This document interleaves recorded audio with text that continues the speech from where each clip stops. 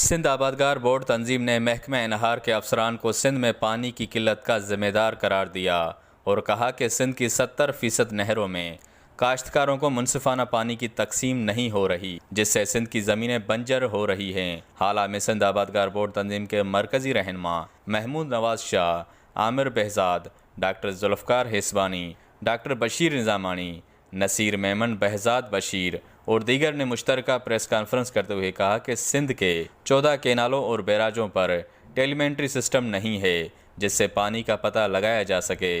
تو ایسا کیوں نہیں ہے کہ جو ٹیلیمیٹری سسٹم بیراجز پہ 2000 میں لگے تھے وہ آج ایک کسی بیراج پہ وہ ٹیلیمیٹری سسٹم نہیں چل رہا؟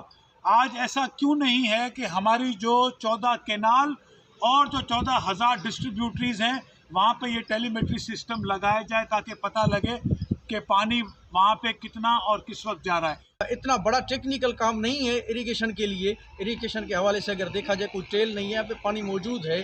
یہ جو ہے روڑی کینال کا ایسے سمجھو کو ہیڈ کا ایریا ہے، یہاں پہ پانی پہنچ سکتا ہے اگر سسٹم کو جو ہے مینیج کیا جا سکے۔ ان کا کہنا تھا کہ مارچ سے مئی تک سندھ میں گندم کے فصل پنجاب سے پہلے ہوتے ہیں، اس لیے وفاق کو سندھ میں ضرورت کے مطابق 3 ماہ قبل پانی دینا چاہیے۔